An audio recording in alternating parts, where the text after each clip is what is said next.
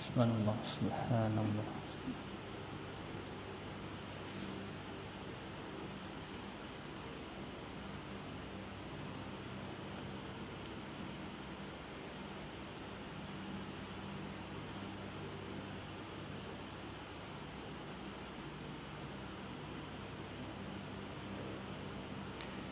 Bismillahirrahmanirrahim. Assalamualaikum warahmatullahi wabarakatuh. Alhamdulillah, wassalatu wassalamu ala asyrafil anbiya'i wal mursalin wa ala alihi wa sahbihi ajma'in. Allahumma salli ala sayyidina Muhammad wa ala alihi wa sahbihi wa man da'a bida'watihi ila yaumiddin, amma ba'd. Raditu billahi rabba wa bil islami dina wa bi Muhammadin nabiyya wa rasula. Aku redha Allah adalah Tuhanku, Islam adalah cara hidupku, dan Nabi Muhammad sallallahu alaihi wasallam adalah nabi dan rasulku. Tuan-tuan, puan-puan, para pendengar, muslimin dan muslimat yang dikasihi dan dirahmati Allah. Bertemu sekali lagi kita pada pagi ini langsung daripada Surah Mukhlisin, kuliah secara online. Kita akan meneruskan pengajian kita, iaitu dalam bab berkaitan dengan hutang. Bab yang berkaitan dengan hutang, ataupun tajuk yang diberi adalah roh yang tergantung. InsyaAllah pada pagi ini kita akan habiskan ke semua bahagian yang telah kita tinggalkan sebelum ini, iaitu berkaitan dengan tanggungjawab kepada orang yang berhutang dan juga ancaman yang didatangkan oleh Allah Subhanahu wa taala dan juga daripada Nabi sallallahu alaihi wasallam kepada mereka yang mengingkari dan kepada mereka yang tidak mengikuti cara yang telah ditunjuk ajar oleh agama berkaitan dengan hutang piutang ini, tuan-tuan. Jadi secara asasnya hutang ini adalah merupakan satu tanggungjawab ataupun satu hak kepada seseorang yang menjadi beban pada masa hadapan. Dia merupakan satu hak dan juga satu tanggungjawab. Manakala dari segi falsafah Islam itu sendiri menunjukkan bahawa hutang adalah merupakan satu amalan yang memberi manfaat kepada kedua-dua pihak. Sama ada orang yang disebutkan sebagai pemiutang ataupun orang yang berhutang. Kedua-duanya akan mendapat manfaat, sama ada manfaat duniawi ataupun manfaat ukhrawi. Jadi kita akan sebut pada pagi ini secara ringkas. Mungkin tuan-tuan, puan-puan, para pendengar yang ada pada pagi ini lupa ataupun masih lagi keliru tentang hutang ini. Kerana secara biasanya orang akan menganggapkan bahawa hutang ini adalah merupakan satu perkara yang negatif. Hakikatnya ia adalah merupakan berkaitan dengan amanah yang perlu kita tunaikan. Dan hutang ini dia merupakan dalam bawah konsep saling tolong menolong. Saling tolong menolong, apatah lagi apabila seseorang itu benar-benar dalam kesulitan dan dia tidak dapat keluar daripada kesulitan tersebut. InsyaAllah kita akan sebut pada pagi ini, tuan-tuan. Jadi kepada yang ada pada pagi ini, boleh sama-sama kita berkongsi dengan menekan butang share. Mudah-mudahan mendapat lebih manfaat kepada orang ramai, insya-Allah. Baik, tuan-tuan muslimin muslimat, para pendengar yang dirahmati Allah. Jadi hutang ini kalau kita sebutkan, ia berubah-ubah hukumnya mengikut situasi dan mengikut tujuan. Kepada orang yang berhutang ataupun orang yang memberi hutang ni disebutkan sebagai pemiutang, hukumnya adalah sunat. Kita memberi pinjam kepada orang lain, kita memberi hutang kepada orang lain, asalkan tujuannya adalah tujuan kebajikan. Selagi mana hutang yang diberikan kepada seseorang itu tujuannya adalah tujuan kebajikan. Tujuan dia adalah untuk menolong orang, dan orang yang menggunakan sama ada duit ataupun dalam apa saja bentuk aset yang ada untuk perkara kebaikan, maka ia adalah merupakan satu amalan yang sangat dianjurkan dalam agama kita. Bahkan Allah Subhanahu wa taala memberikan ganjaran-ganjaran yang tertentu kepada mereka yang suka membantu orang lain yang di dalam kesulitan. Adapun orang yang berhutang, iaitu orang yang meminjam Orang yang meminjam hutang, yang menerima hutang ini hukumnya adalah harus. Kita ni boleh pinjam pada orang lain, boleh berhutang dengan orang lain, hukumnya adalah harus. Tetapi ianya berubah kepada hukum-hukum yang tertentu apabila situasi-situasi itu dia menjadi berubah. Contoh kalau kita lihat orang yang berhutang ini, orang yang memberi hutang, tuan-tuan, saya mulakan, iaitu disebutkan segala penghutang hukumnya adalah haram kita memberi pinjam kepada orang lain sekiranya orang tersebut kita yakin dan kita tahu dia akan menggunakan hutang tersebut untuk tujuan-tujuan maksiat.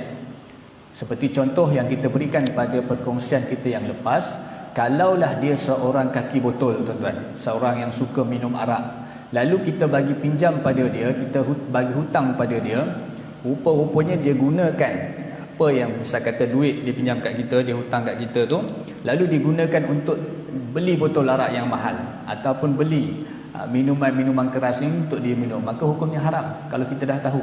Begitu juga kalau dia seorang yang suka berjudi ataupun dia seorang yang suka, orang kata, buat benda-benda maksiat ini, jadi benda ini hukumnya berubah menjadi haram. Dan yang keduanya, ianya berubah menjadi makruh sekiranya orang yang meminjam itu, orang yang berhutang itu, dia tidak menggunakan wang contohnya dengan cara yang betul. Ia hanya sekadar untuk menunjuk-nunjuk saja. Dia berhutang dengan tujuan perkara-perkara yang tidak berfaedah, perkara-perkara yang tidak memberi manfaat. Contoh mungkin dia nak show off, dia nak tunjukkan kehidupan dia, mungkin kehidupan yang mewah, sedangkan dia tak mampu pun, lalu dia berhutang. Lalu perkara ini hukumnya adalah makruh kita bagi pinjam pada orang yang macam ni, tuan-tuan. Jadi maknanya sebelum kita nak pinjamkan pada orang, kita kena kenal pasti dulu apa tujuan dia nak pinjam. Tanya dulu, jangan main bagi saja. Manalah tahu kalau kita bagi rupanya dia gunakan untuk jalan maksiat, maka hukumnya haram. Dan hukumnya menjadi wajib sekiranya orang yang berhutang itu adalah orang yang benar-benar dalam kesulitan, yang mana kalau dia tidak dapat meminjam ataupun berhutang, maka dia tidak dapat keluar daripada masalah dia. Kita ni, tuan-tuan, orang yang Allah bagi rezeki sedikit ni, tuan-tuan, ada kemampuan, maka wajib kita bantu orang yang sebegini. Jadi di sini kita melihat betapa hutang itu sebenarnya ada kedudukan-kedudukan yang tertentu, ada kedudukan-kedudukan yang ditingkatkan ataupun ditempatkan di kalangan orang-orang yang mendapat kemuliaan daripada Allah Subhanahu Wa Taala, dan sebaliknya bagi mereka yang berhutang itu dengan cara yang salah, maka ia mendapat ancaman daripada Allah dan juga Rasulullah sallallahu alaihi wasallam. 5 tanggungjawab yang kita dah sebutkan pada kuliah kita yang lepas, iaitu kepada pemiutang. Saya ulang kaji secara ringkas untuk kita refresh balik apa yang kita dah sebut pada kuliah yang lepas. Yang pertama, kita ini dianjurkan memberi hutang bagi orang yang mampu. Orang yang nak bagi pinjam duit kepada orang lain ni, contohnya adalah seorang yang mampu. Kalau kita tak mampu, maka kita tak perlu bagi hutang kepada orang lain. Dan orang yang mana memberi hutang, memberi bantuan kepada orang lain ini sebenarnya mendapat ganjaran pahala daripada Allah Subhanahu Wa Taala. Seperti mana yang disebutkan dalam hadis riwayat Ibn Majah, kata Rasulullah sallallahu alaihi wasallam, "Man yassara 'ala mu'sir yassarallahu alaihi fid dunya wal akhirah." Siapa yang memudahkan orang yang dalam kesulitan, yassarallah, Allah akan memudahkan kehidupan dia, urusannya dunia dan juga akhirat. Itu yang pertama. Yang keduanya, tanggungjawab kepada orang yang memberi hutang adalah berilah tempoh yang sesuai kepadanya. Jangan kita bagi pinjam tetapi kita menekan dia sampai dia tak mampu nak bayar. Bagi tempoh yang sesuai. Kita tanya dia, bila kamu boleh bayar? Bila kamu boleh selesaikan hutang ni? Kalau dia kata sebulan lagi aku selesaikan, okey, kita buat satu akad, setuju, maka kita bagi hutang kepada dia. Janganlah kita yang menentukan dalam keadaan dia tak mampu. Pinjam hari ini, malam nanti kau bayar kat aku. Tak boleh, tuan-tuan. Ini adalah perkara yang menzalimi orang-orang yang berhutang tersebut. Kemudian yang ketiganya, bila mana kita bagi hutang kepada orang lain, saat kita nak kutip hutang itu, maka kutiplah dengan akhlak yang baik, kutiplah dengan akhlak yang mulia. Dan ini disebutkan di dalam hadis-hadis Nabi sallallahu alaihi wasallam. Yang keempat, iaitu mesti ada sifat dan juga sikap berlapang dada ketika mana kita mengutip hutang kepada orang lain. Kerana Nabi sallallahu alaihi wasallam sebut dalam hadis sahih riwayat Imam Bukhari, rahimallahu rajulan, Allah merahmati orang yang mana samhan idza ba'a, dia berlapang dada dalam ketika mana urusan menjual, wa idza ba'a wa idza ishtara, dan ketika dia membeli, wa idza qudiya, dan juga ketika mana dia mengutip hutang dia. Ini Nabi sebut secara khusus perbuatan orang yang berlapang dada ketika mana dia mengutip hutang daripada orang yang berhutang dengan dia. Yang keempat, yang kelimanya itu menjadikan hutang sebagai sedekah. Subhanallah tuan-tuan, ini satu amalan yang tak semua orang boleh buat. Bila mana satu orang tu dia seorang yang jujur, kemudian dia berhutang dengan kita, kemudian saat mana dia nak bayar, dia tak mampu tuan-tuan. Mungkin ada halangan-halangan tertentu yang datang kemudian. Lalu kita yang melihat perkara ini secara adil, secara orang kata jujur dia ini, maka kita memberikan ataupun menjadikan hutang kita tadi sebagai sedekah saja. Tak apalah, aku halalkan saja apa yang kau dah pinjam pada aku. Mudah-mudahan kau doakanlah aku supaya rezeki aku bertambah dan sebagainya. Tuan-tuan, itu adalah satu adab yang sangat dianjurkan dalam agama kita. Dan kemudian kita melihat yang kelima, iaitu menjadikan hutang sebagai sedekah. Baik, cukup 5 perkara tersebut. Jadi pada pagi ini kita masuk seterusnya adalah tanggungjawab penghutang dari perspektif Islam. Tadi orang yang memberi hutang, pemiutang. Sebaliknya bagi orang yang berhutang ini juga ada tanggungjawab. Ada berapa? Kita nak sebut pada pagi ini 3. Kalau nak tengok suasana yang elok, urusan ataupun transaksi yang harmoni, maka kita kena ikutlah cara Islam. Kalau kita berhutang dan memberi hutang dengan cara yang salah, maka itu punca kita bergaduh, puncanya ada masalah-masalah seperti ahlung dan sebagainya, kerana tidak mengikut syariat agama. Baik, 3 adab ataupun 3 tanggungjawab kepada orang yang berhutang. Contoh dia, kalau saya nak berhutang pada Tuan Haji, maka saya perlu mematuhi 3 adab ini ataupun 3 tanggungjawab ini, supaya saya menjadi seorang yang berhutang tetapi mengamalkan amalan yang dianjurkan dalam agama. 3. Yang pertama iaitu kita kena faham bahawa hutang adalah amanah yang wajib kita jelaskan. Ini yang pertama sekali. Bila kita berhutang dengan orang, set dalam kepala kita, hutang adalah merupakan satu amanah yang wajib kita tunaikan, yang wajib kita jelaskan. Kerana ini disebutkan oleh Allah Subhanahu Wa Taala bahawa kita wajib menunaikan amanah. Tuan-tuan, puan-puan, para pendengar yang dirahmati Allah, kalau masih ingat lagi, kita dah sebut pada kuliah kita yang lepas bahawa hutang ini merupakan satu hak, hutang ini merupakan satu tanggungjawab, dan hutang ini juga merupakan satu amanah. Maka disebutkan sebagai tanggungjawab seorang yang berhutang merupakan adalah kita wajib menunaikan amanah. Kita wajib menunaikan amanah. Maka hutang merupakan amanah yang terpikul di bahu kita, maka kita wajib jelaskan. Allah Subhanahu Wa Taala sebut dalam surah An-Nisa ayat 58, kata Allah Subhanahu Wa Taala, innallaha ya'murukum an tu'addul amanat ila ahliha. Allah Subhanahu Wa Taala sesungguhnya menyuruh kamu menyampaikan amanah kepada yang berhak menerimanya. Maka hutang merupakan satu daripada amanah yang Allah pikulkan di atas bahu kita setelah mana kita meminjam, tuan-tuan. Baik. Bahkan Nabi SAW sebut dalam sebuah hadis, tuan-tuan, iaitu hadis riwayat Imam Bukhari, kata Rasulullah bersumberkan daripada sahabat Sayyidina Abu Hurairah radhiyallahu anhu. Kata Rasulullah, sekalipun aku memiliki emas sebesar gunung Uhud, sekalipun, kata Nabi, aku memiliki emas sebesar gunung Uhud, aku tidak akan senang jika tersisa lebih daripada 3 hari, kecuali aku sisihkan untuk pembayaran hutang. Maknanya, tuan-tuan, sekaya mana pun kita, sejumlah besar mana pun harta yang kita ada, jangan rasa senang, jangan rasa tenang dengan harta yang kita ada, kerana selagi mana kita masih mempunyai hutang, maka selagi itu kita tidak akan merasakan bahawa harta itu harta yang berkat. Maka kita pastikan dulu, dengan misal kata dah sampai hujung bulan, gaji kita dah masuk, atau kita buat kerja dah masuk komisen yang telah dijanjikan, maka jangan fikir ke semua wang tersebut adalah hak kita. Maka yang perlu kita buat dengan kadar yang segera. Nabi gambarkan 3 hari, maknanya kita jangan lewat-lewatkan. Nabi kata iaitu kita mesti sisihkan duit tersebut, harta tersebut, untuk kita bayar hutang terlebih dahulu. Ini kalau kita ada sikap begini tuan-tuan, insya-Allah orang yang kita hutang dengan dia pun senang hati dengan kita, maka insya-Allah kalau tak ada masalah dalam kesulitan dia akan bantu kita lagi. Yang pertama. Kemudian yang keduanya, saya janji ada 3. Yang keduanya iaitu berhutanglah dengan niat yang baik. Ini penting. Setiap perbuatan manusia itu disertakan dengan niat. Apa yang kita buat mesti ada niat. Niat ni kita dengan Allah Subhanahu Wa Taala. Allah Maha mengetahui niat kita. Kalau kita berhutang dengan tujuan untuk kita tutup lubang, gali lubang tuan-tuan, ini niat tak betul. Kita nak naya kawan tu, kita ada 10 orang kawan. 10 orang kawan kita ni semua Allah bagi rezeki dia lebih tuan-tuan. Jadi kita jumpa kawan kita yang pertama ni, kita hutang dengan dia. Lepas tu kita jumpa yang kedua, kita ambil duit tu kita bayar pada orang pertama, yang kedua berhutang kita ambil yang ketiga tuan-tuan. Ni macam Saleh Yaakob nyanyi kan, gali lubang, tutup lubang. Ini satu niat yang tak betul. Akhirnya hidup kita ini sampai ke mati akan dibebankan, dibelenggu dengan belenggu hutang.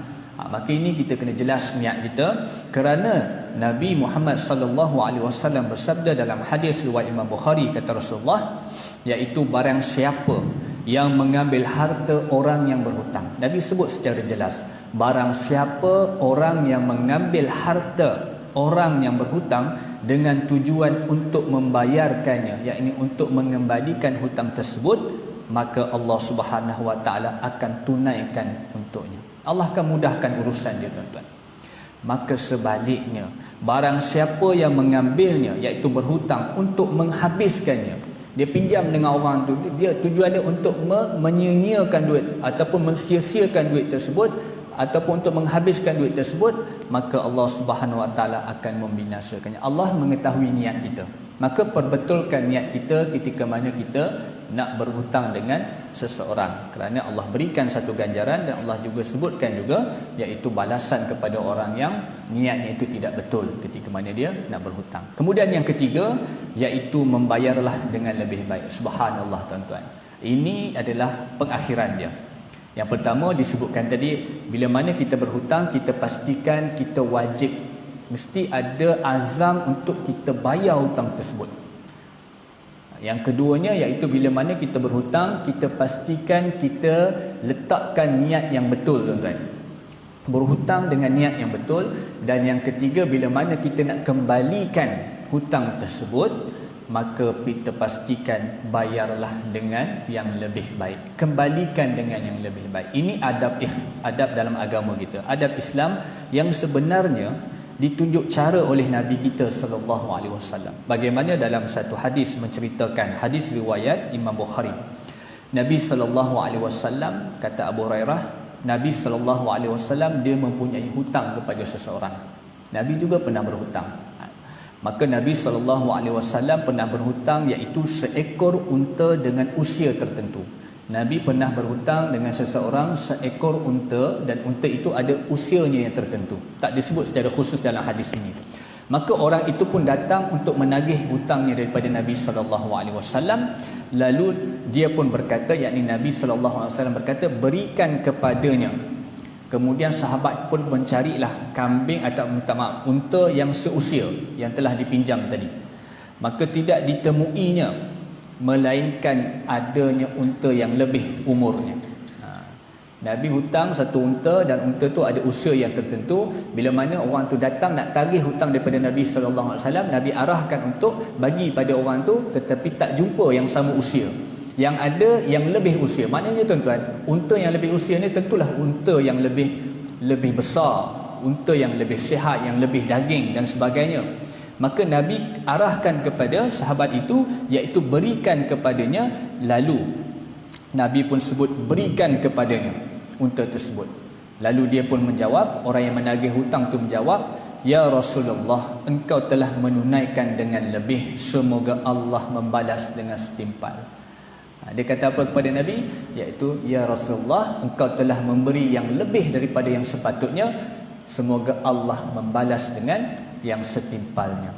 Kemudian Nabi pun bersabda, iaitu Nabi sebut dalam hadis, sebaik-baik kalian adalah orang yang paling baik dalam pengembalian. Subhanallah tuan-tuan. Sebaik-baik manusia, sebaik-baik orang yang memberi hutang, sebaik-baik orang yang berhutang, bila mana dia berhutang, dia mengembalikan dengan yang paling baik. Kita ambil contoh, kalau dalam hadis cerita bagaimana Nabi SAW bagi balik unta, tetapi unta yang lebih usia, unta yang lebih besar mungkin, unta yang lebih sihat, unta yang lebih daging dan sebagainya. Kalau dalam konteks kita pada hari ini mungkin juga, misalnya kata kalau kita ambil konsep pinjam, kita nak buat kenduri kahwin anak kita tuan-tuan, dah tentulah kita tak ada barang-barang tertentu, kita pinjam pada satu orang. Misal kata kita nak gunakan untuk bunga paha tu, contoh kan, ataupun kita pinjam motor lah, kita pinjam motor pada kawan kita, atau kita pinjam kereta pada kawan kita, dia bagi pinjam. Dia tak janji pada kita, tak kata suruh isi minyak penuh, tak suruh kita cuci kereta, dia tak suruh pun, dia bagi pinjam je. Maka kalau dalam konsep pinjam, apa yang kita pinjam tu kita kembalikan. Kalau dia letak syarat, dia kata pinjam kereta aku tapi isi minyak penuh, itu dah bukan konsep pinjam. Mana lebih baik kita menyewa daripada dia, betul tak? Dia ada akad dia tu. Jadi kalau dia bagi pinjam kereta pada kita, belum orang kata kereta tu kotor, ada lumpur dan sebagainya, kita pinjam, bila mana kita nak pulangkan, tuan-tuan, Nabi sebut sebaik-baik orang adalah orang yang paling baik dalam pengembalian dia. Cuba bayangkan kalau kita nak pulangkan, orang pulangkan pada kereta pada kita yang kita pinjamkan, dia pulangkan dalam keadaan minyaknya tu penuh, contoh, ataupun dia pulangkan dalam keadaan dia mau balik daripada car wash, dia basuh kereta kita berkilat, tuan-tuan. Tuan-tuan seronok tak pemberian tersebut? Sudah tentu kita merasa seronok dengan pemberian tersebut. Maka ini adab Islam yang kita kena biasakan dalam hidup kita. Kita hutang dengan satu orang, kita pinjam dengan satu orang, bila kita nak kembalikan, pastikan kita kembalikan dalam keadaan yang lebih baik. Misal kata yang awal tadi, kita pinjam mangkuk, contoh kata, dia bagi dalam keadaan mungkin berabuk dan sebagainya, masih dalam bungkusan. Bila kita pulangkan, tuan-tuan, kita kilatkan, kita basuh, kita kilatkan, kita bungkus elok-elok, kita pulang kepada dia. Dia terima pemberian kita, hati dia pun berbunga-bunga, hati dia rasa seronok dengan pemberian kita. Maka ini satu adab yang kita tak nampak pada muamalat yang lain, tetapi ia berlaku dalam hutang ataupun pinjaman ni, tuan-tuan. Jelas ya? Maka ini satu adab yang kita kena biasakan dan kita biasa kena amalkan. Begitu juga dalam hadis yang lain riwayat Imam Bukhari, bagaimana Jabir bin Abdullah radhiyallahu anhu, dia mengatakan, aku datang kepada Nabi sallallahu alaihi wasallam sedangkan beliau mempunyai hutang kepadaku. Nabi sallallahu alaihi wasallam pernah berhutang dengan iaitu Jabir bin Abdullah radhiyallahu anhu, lalu beliau membayarnya dan Nabi menambahkan bayaran tersebut. Subhanallah, tuan-tuan. Ini Nabi SAW tunjuk cara kita bagaimana kita nak kembalikan harta orang, tuan-tuan, iaitu kembalikan dengan cara ataupun dengan kaedah yang menyebabkan orang tersebut berasa seronok dengan kita. Ini bukan kata kita nak bodek, bukan.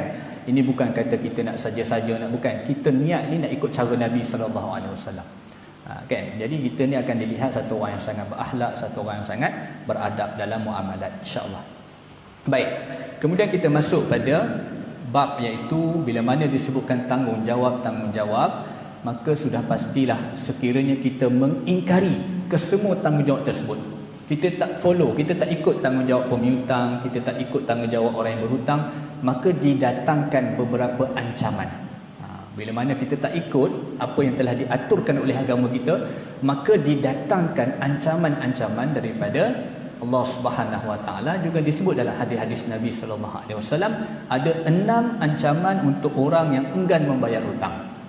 Orang yang dia tak mau bayar hutang dia, tuan-tuan, bukan hidupnya tenang, bukan hidupnya boleh lari-lari, tetapi sebenarnya dia telah mengundang ancaman daripada Allah Subhanahu Wa Taala. Yang pertama, orang yang enggan membayar hutang, mati dalam keadaan berhutang, pahalanya menjadi ganti. Allahu Akbar. Dia mati, tuan-tuan, dalam keadaan berhutang, pahala kebaikan yang dia amalkan di dunia ni, tuan-tuan, menjadi ganti kepada hutang-hutang dia tersebut. Jadi kita nak bawa apa lagi depan Allah Subhanahu Wa Taala? Amalan kita semua habis dah bayar dengan hutang kita, tuan-tuan. Ini disebutkan dalam hadis riwayat Ibnu Majah. Kata Rasulullah sallallahu alaihi wasallam, "Man mata wa alaihi dinaru aw dirham, qudiya min hasanatihi laisa samma dinar wala dirham." Kata Rasulullah SAW, barang siapa yang mati dalam keadaan masih memiliki hutang, man mata wa alaihi dinar atau dirham, dalam keadaan masih memiliki hutang, Nabi gambarkan analogi dia, 1 dinar atau 1 dirham, wang emas ataupun wang perak. Kata Nabi, khudiya min hasanatihi, maka hutang tersebut akan dilunaskan dengan kebaikannya di hari akhirat nanti. Laisa sama dinar wala dirham. Pada hari akhirat tersebut tidak ada lagi dinar, tidak ada lagi dirham. Makna kata di akhirat ni kita tak boleh bayar dengan dinar dan dirham, tetapi digantikan dengan hasanat, iaitu dengan kebaikan, dengan pahala kita tuan-tuan, digantikan dengan hutang kita. Itu ancaman yang pertama. Betapa ruginya kita beramal separuh mati di dunia ni tuan-tuan, rupanya mati dalam keadaan berhutang. Di akhirat kelak hutang-hutang tersebut digantikan dengan pahala kita ataupun amalan kita di dunia ni tuan-tuan. Maka rugilah kita bila ditimbang amalan kita di mizan, maka tak ada lagi, tinggal semuanya dibayar hutang orang. Begitu dengan hadis yang lain kita sebutkan bagaimana muflis satu orang tu dengan dia mencaci, dengan menzalimi orang lain, juga muflis kita tuan-tuan. Jangan kita jadi orang yang muflis di akhirat. InsyaAllah tuan-tuan, sama-sama kita beringat perkara ini. Yang keduanya, ancaman yang didatangkan oleh Nabi SAW dalam sebuah hadis riwayat Imam Tirmizi, iaitu berkaitan orang yang berhutang, urusannya akan tergantung. Ini yang disebut pada tajuk kita sebenarnya. Tajuk yang kita bawa adalah roh yang tergantung. Bila orang kata roh yang tergantung ni, cerita macam hantu kat Limah ke? Bukan. Dia bukan cerita hantu kat dunia ni. Tiba-tiba dia dah mati, kemudian kecoh satu kampung, ada roh, ada ni, dia masih nampak lagi kelibat dia, jalan tengah malam dekat jalan seorang-seorang. Bukan. Ini bukan cerita hantu tuan-tuan. Ini nak cerita orang yang berhutang, urusan dia akan tergantung di hari akhirat kelak. Jadi hadis yang dibawakan oleh Nabi SAW ini yang disebutkan, nafsul mu'min mu'allaqatun bidaini hatta yuqda anhu. Jiwa, roh seorang mukmin itu akan tergantung, kata Nabi SAW, dengan hutangnya sehingga dia melunaskannya. Roh seorang mukmin itu akan tergantung dengan hutangnya sampai bila? Sehingga dia melunaskannya. Hatta yuqda anhu, sehingga dia melunaskan hutang tersebut, sehingga hutangnya selesai tuan-tuan. Dengan cara apa? Kita akan sebutkan beberapa kaedah yang disebutkan dalam agama kita. Maka bila sebut roh yang tergantung, dia agak umum. Makna kata bila mati satu orang tu, roh dia tetap naik lah, ataupun tak bertemu dengan Allah, ataupun tak sebagainya. Kita berfikir-fikir, maka kita kembali kepada apa yang ulama sebut. Saya nak bawa 3 pandangan daripada ulama berkaitan dengan roh yang tergantung. Mudah-mudahan kita tak keliru lagi tuan-tuan. Banyak orang dia bagi takrifan dia sendiri. Lebih baik kita kembali kepada takrifan yang ulama dah kaji. Yang pertama disebutkan oleh Al-Munawi. Maksud nafsul mu'allaqah ni tu, jiwa yang tergantung ni tuan-tuan, maksud dia apa? Yang pertama disebutkan oleh Munawi, iaitu dia akan terhalang daripada kedudukan yang mulia yang telah disediakan untuknya. Contoh dia satu orang yang mati syahid fi sabilillah. Kedudukan yang sangat mulia pada syuhada, orang-orang yang syahid ini, maka kata Al-Munawi, dia akan terhalang daripada mendapat kedudukan mulia tersebut sebagai seorang yang mati syahid, ataupun dia terhalang daripada masuk syurga bersama dengan orang-orang soleh. Nah, ini takrifan dia yang pertama, syarah kepada hadis tersebut. Yang dimaksudkan dengan roh yang tergantung, iaitu dia akan terhalang daripada kedudukan yang mulia dan yang telah disediakan untuknya, iaitu mati syahid, ataupun dia terhalang wa'iyadzubillah daripada masuk syurga Allah Subhanahu wa taala bersama dengan orang-orang yang saleh. Itu pandangan yang pertama. Adapun roh al-mu'allaqah ni, roh yang tergantung ini, jiwa yang tergantung kerana hutang ini, disebutkan oleh As-Suyuti. Dia sebut apa? Yang dimaksudkan dengan roh ini adalah ditahan dia daripada mencapai makamnya yang mulia. Ditahan dia daripada mencapai makam yang mulia. Setiap orang di hari akhirat, di alam barzah ni tuan-tuan, misal kata dalam kubur ni, dia ada kedudukan-kedudukan yang tertentu. Orang yang amalan-amalan yang khusus yang diamalkan di dunia, ada kedudukan, ada makam dia tertentu. Semuanya itu akan terhalang oleh Allah Subhanahu wa taala kerana masalah hutang. Maka rugi tuan-tuan. Ini satu ancaman yang sangat berat sebenarnya, kerana itulah pengakhiran kehidupan kita. Dunia ini bukan pengakhiran kita tuan-tuan, bukan tujuan kita.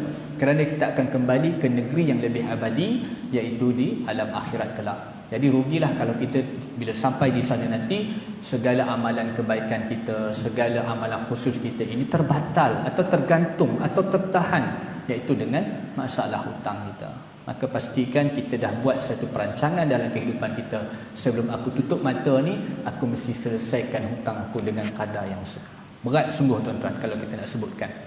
Bahkan kalau kita sebutkan dalam hadis yang disebutkan tadi, iaitu Al-Iraqi menyebutkan maksud roh yang tergantung ini adalah terhenti urusan roh tersebut, tidak ditentukan hukum baginya sama ada dia berjaya ataupun dia binasa, sehinggalah ditilik siapa yang akan melunaskan hutangnya. Allah. Kita mati tuan-tuan, bila mana kita mati, orang sembahyangkan kita, biasanya dalam masyarakat kita akan datang waris dia bagi tahu kepada orang ramai, kalau ada siapa-siapa yang berhutang dengan arwah mak saya, siapa-siapa yang berhutang dengan arwah ayah saya, siapa-siapa yang berhutang dengan arwah isteri saya, siapa-siapa yang berhutang dengan arwah adik-beradik saya ni, tolong jumpa saya, dia akan selesaikan hutang tersebut. Maka sehingga ada orang menyelesaikan hutang tersebut, maka urusan roh kita ini akan diteruskan oleh Allah Subhanahu Wa Taala. Sekiranya tidak, maka dia akan terhenti urusan kita.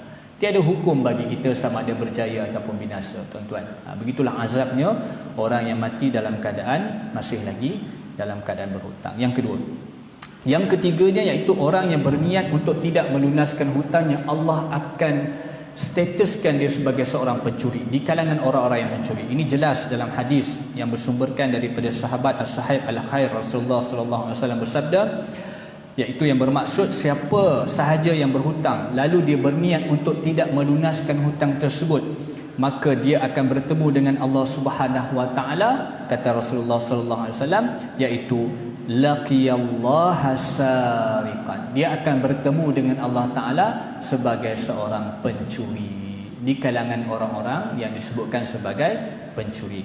Siapa yang berhutang lalu berniat untuk tidak mahu melunaskannya, maka dia bertemu dengan Allah Taala pada hari kiamat dalam status sebagai seorang pencuri. Maka Al-Munawi sebut dalam hadis ini, iaitu orang ini akan dikumpulkan bersama dengan golongan pencuri, akan diberikan balasan yang sama seperti orang yang mencuri. Allahu Akbar. Tak mencuri pun, tapi kita sia-siakan, iaitu kita tidak menjalankan tanggungjawab kita membayar hutang, maka kita akan mendapat balasan yang setimpal seperti mana orang yang melakukan perbuatan mencuri di atas muka bumi ini, tuan-tuan. Yang ketiga, saya janji tadi ada 6 kan. Kemudian yang keempat, iaitu Allah Subhanahu Wa Taala akan menghancurkan orang yang tidak membayar hutang. Allah Subhanahu Wa Taala memberikan satu ancaman kepada orang yang enggan membayar hutang. Disebutkan bagi orang-orang yang berhutang tetapi enggan membayarnya sedangkan mereka mampu untuk membayar. Ini ceritanya dia mampu nak bayar tapi dia enggan membayar hutang tersebut, adalah termasuk mereka yang memakan harta milik orang lain. Ini dia punya kedudukan dia, iaitu dia mampu membayar tetapi dia enggan membayar tersebut, maka dia ini kategori orang yang memakan harta milik orang lain. Sesungguhnya ini adalah perbuatan yang batil. Disebut secara khusus dalam hadis Nabi sallallahu alaihi wasallam, man akhadha amwalan nas yuridu islafaha aslafahullah. Barang siapa yang mengambil harta manusia dengan niat ingin menghancurkannya, maka Allah Subhanahu Wa Taala akan menghancurkan dirinya. Hadis riwayat Imam Bukhari. Yang keempat, kemudian kita sambung yang kelima, tuan-tuan, iaitu dosa hutang tidak akan terampun sekalipun mati syahid. Sekalipun satu amalan yang sangat tinggi kedudukan dia, iaitu mati syahid fi sabilillah, tuan-tuan, dosa orang yang mati syahid ini tidak akan terampun sekiranya dia masih lagi mempunyai hutang. Baik, apa yang disebutkan di dalam hadis Nabi sallallahu alaihi wasallam, yughfaru lisyahid kullu dhanbin illa ad-dain, diampunkan dosa orang-orang yang mati syahid ini melainkan dosa berhutang, ataupun melainkan jika ia mempunyai hutang. Bukan dosa berhutang sekiranya dia masih mempunyai hutang. Digambarkan setakat kita ni mati dalam keadaan biasa misalkan, tetapi orang yang mati syahid ini Allah ampunkan kesemua dosanya. Yaghfiru lisyahid kullu dhanbin, diampunkan dosa orang yang mati syahid ini semuanya, illa dain, melainkan jika dia masih mempunyai hutang. Begitulah kedudukan pentingnya hutang, tuan-tuan. Mati syahid sekalipun tidak tertebus hutang kita, sebagaimana disebut dalam hadis yang lain riwayat Imam Nasa'i, kata Rasulullah sallallahu alaihi wasallam, pada satu hari Nabi sallallahu alaihi wasallam duduk dan kemudian bersama dengan Nabi sallallahu alaihi wasallam tu para sahabat ketika sedang menguburkan jenazah. Lalu Nabi SAW mengangkatkan kepala baginda ke langit dan kemudian Nabi menepuk dahinya dengan tangannya yang mulia. Lalu seraya Nabi pun mengatakan, Subhanallah, Maha Suci Allah. Ada satu jenazah yang nak diselesaikan, kemudian Nabi duduk bersama dengan para sahabat. Ketika itu Nabi SAW mengangkat kepala baginda ke langit dan Nabi meletakkan tangan baginda yang mulia ke dahinya. Lalu Nabi sebut apa tuan-tuan? Nabi kata, Subhanallah, Maha suci Allah, betapa berat ancaman yang diturunkan. Nabi sebut apa pada jenazah ini? Subhanallah, betapa berat ancaman yang diturunkan. Lalu para sahabat ni didengar, tetapi sahabat dalam hadis cerita apa? Kami diam sahaja, namun sesungguhnya terkejut. Ni tuan-tuan saya nak sebut, iaitu bagaimana inilah akhlak sahabat yang Nabi SAW tarbiyah pada para sahabat supaya akhlaknya begini. Kita ni tuan-tuan, sebaliknya kita, bila mana satu orang kita hormati, satu orang kita kenal, dalam hadis ni satu orang yang sangat mulia tuan-tuan, Rasulullah SAW. Nabi sebut apa? Nabi kata, Subhanallah, betapa berat ancaman. Nabi sebut di depan jenazah ni tuan-tuan. Sahabat ni dia boleh tanya aja pada Nabi, Ya Rasulullah, kenapa kamu buat begini? Ya Rasulullah, apa yang kamu buat?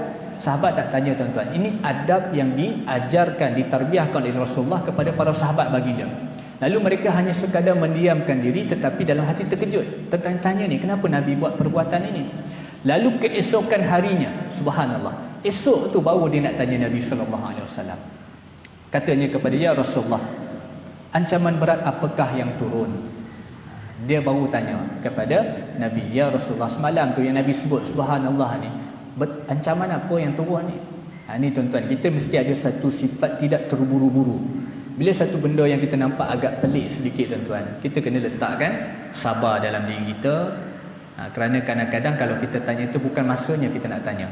Kerana satu-satu perkara tu, ia mungkin ada sebab-sebab tertentu. Kenapa Nabi buat begini? Kenapa satu orang soleh ni buat begini? Kenapa satu orang kita kenal ni buat begini? Kita bagi dia masa, kemudian kita akan tanya kemudiannya. Ini kalau boleh kita amal dalam kehidupan kita, insya-Allah tenang saya tuan-tuan. Yang jadi huru-hara kita pada hari ini, kita tak sabar. Satu orang buat satu benda nampak macam agak pelik sikit, kita pun tanya dia macam-macam. Kita bagi waktu yang tenang, supaya dia dapat dijawab dengan semut cantik. Baik. Kemudian Nabi pun jawab. Ni hadis ni cerita. Nabi kata apa?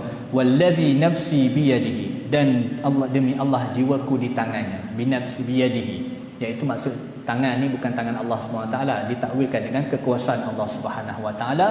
Lau anna rajulan qutila fi sabilillah, jika kata Nabi sallallahu alaihi wasallam, seandainya seorang lelaki terbunuh fi sabilillah, mati syahid, summa uhiya, kemudian dihidupkan lelaki tersebut, summa qutila, kemudian dia terbunuh, summa uhiya, kemudian dihidupkan balik, dah mati dihidupkan balik. Orang mati syahid, dia terbunuh fi sabilillah, kemudian Allah hidupkan dia, kata Nabi. Summa qutila, kemudian dia terbunuh lagi dalam mati syahid tersebut.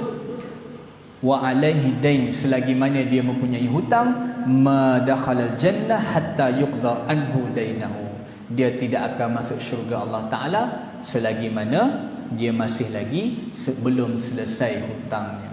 Nabi nak gambarkan betapa orang yang berhutang ini tuan-tuan, mati syahid bukan sekali, digambarkan dalam hadis mati syahid 2 kali sekalipun dia tidak akan masuk syurga Allah Subhanahu Wa Taala selagi mana dia belum selesaikan hutangnya. Ini berat sungguh ancaman yang mana disebut dalam hadis riwayat An-Nasa'i, Imam Ahmad dan juga Al-Hakim. Kemudian yang terakhirnya tuan-tuan, iaitu orang-orang yang berhutang ini tergolong di kalangan orang-orang yang berbohong.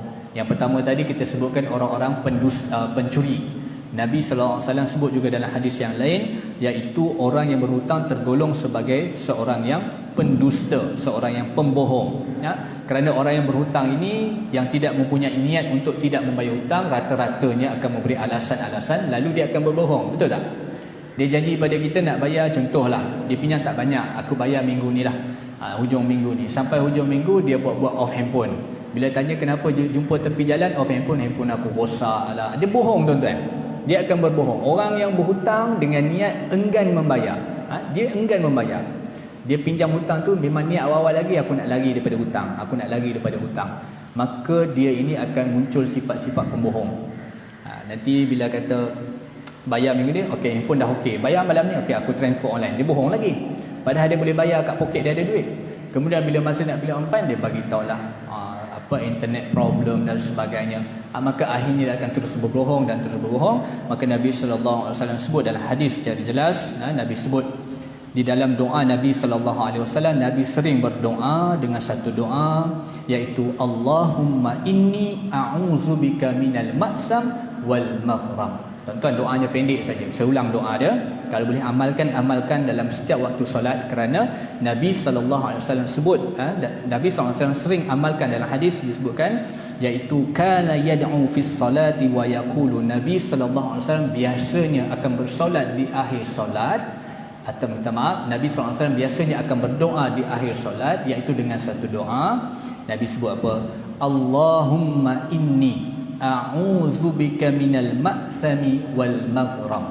Wal ma'sami waw alif lam mim alif hamzah sa mim. Ma'sam, bukan shin, sa. Ma'sami wal maghram. Kata dia apa?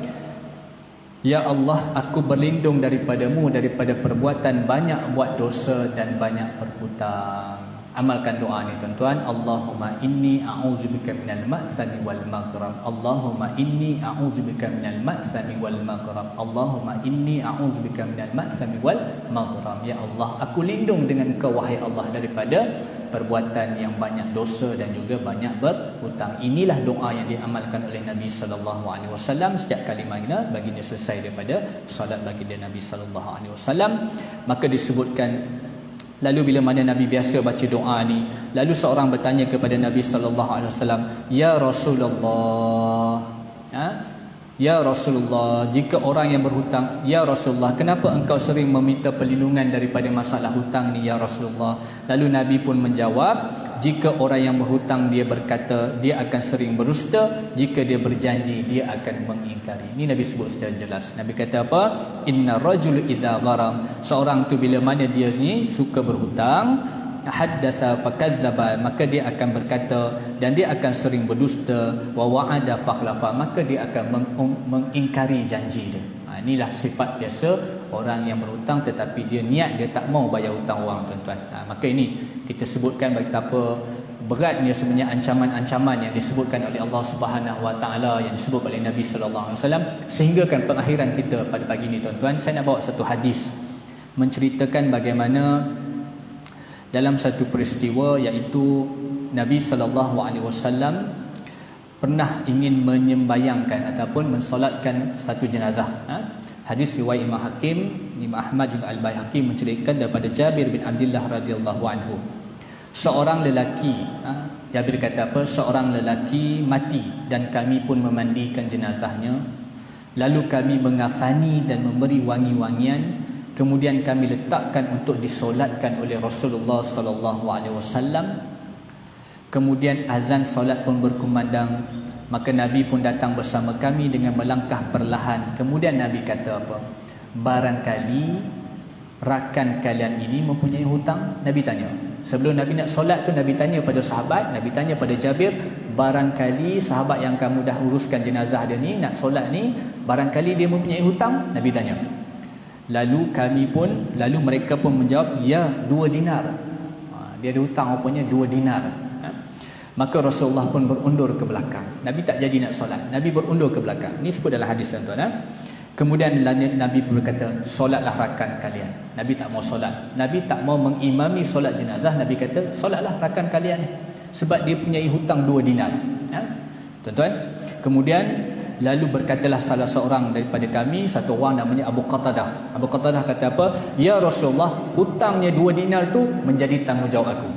Nampak tak? Ini sahabat, tuan-tuan. Sebelum kita mati, pejam mata kita, tuan, cari sahabat macam ni. Sahabat yang nak tolong kita sampai kita mati, tuan-tuan. Sampai kita nak bertemu Allah Ta'ala. Kalau tak jumpa sahabat macam ni, payah hidup kita, tuan-tuan. Orang kata dia ada hutang, anak-anak dia tak boleh bayar hutang dia, tuan-tuan. Waris dia tak ada ni, nak bayar hutang dia ni. Kita sahabat dia dunia akhirat. Hutang dia ni aku selesaikan. Kita cakap pada orang yang hutang, orang yang bagi hutang. Hutang arwah ni aku selesaikan. Ni sahabat ni, kalau kita ada dalam dunia kita, tuan-tuan, dapatkan sahabat macam ni. Jadi kadang-kadang banyak sahabat di alam maya, di Facebook je, tuan-tuan. Itu bukan sahabat yang akan menemani kita di kubur nanti, bukan. Sahabat yang betul-betul menemani kita nanti, tuan-tuan. Sahabat yang sentiasa mengingatkan kita bila mana kita buat salah. Sahabat yang mana-mana kita ni nampak leka sedikit, ditegur kita secara personal, tuan-tuan. Bukan sahabat yang hentam kita, bukan sahabat dalam friend list kita, bukan. Itu bukan sahabat, itu kenalan kita saja. Mungkin orang suka kita, mungkin orang tak suka kita, tu biasa tuan-tuan. Baik, maka dalam hadis ni kita sambung. Lalu Abu Qatadah kata apa? Ya Rasulullah, hutangnya 2 dinar itu adalah atas tanggunganku. Dia bagi jaminan kepada Nabi sallallahu alaihi wasallam. Maka Rasulullah sallallahu alaihi wasallam Nabi tanya lagi, hutang itu menjadi tanggungan kamu? Nabi bukan tak percaya, Nabi nak meyakinkan lagi. Nabi kata, 2 dinar tadi menjadi tanggungan kamu? Lalu kata Abu Qatadah, ya Rasulullah. Dia kata, ya Rasulullah, maka dan si mati itu tertanggung. Nabi tanya lagi tuan, hutang itu menjadi tanggunganmu, tertanggung daripada hartamu, dan si mati terlepas daripadanya? Nabi tanya tu tuan-tuan. Betapa beratnya hutang ni, bukan senang tuan-tuan. Kemudian Abu Qatadah menjawab, ya Rasulullah, ya betul ya Rasulullah.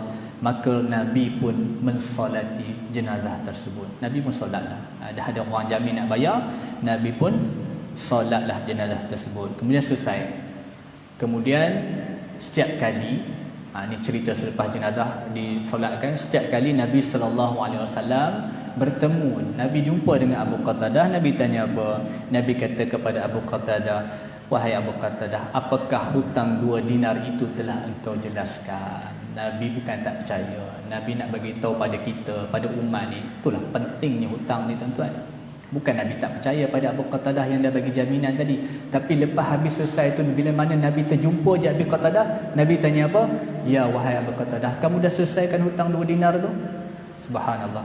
Sehingganya Abu Qatadah mengatakan, ya Rasulullah, aku telah selesaikan ya Rasulullah. Maka Nabi pun bersabda, sekarang baru segar kulitnya. Nabi nak bagi tahu aman keadaan jenazah tersebut. Subhanallah tuan-tuan, beginilah yang disebutkan beberapa ancaman yang sebenarnya berat, sangat-sangat berat kepada kita. Mudah-mudahan kita mati dalam keadaan terlepas daripada hutang, mudah-mudahan kita mati dalam keadaan husnul khatimah, tak ada beban yang kita bawa di akhirat kelak, iaitu beban kita dengan orang lain. Mudah-mudahan hidup kita diberkati dunia dan akhirat, insya-Allah. Kita bertemu lagi pada kuliah-kuliah yang akan datang, insya-Allah. Pasti banyak salah dan silap. Aku liqauli hadza astaghfirullahal azim.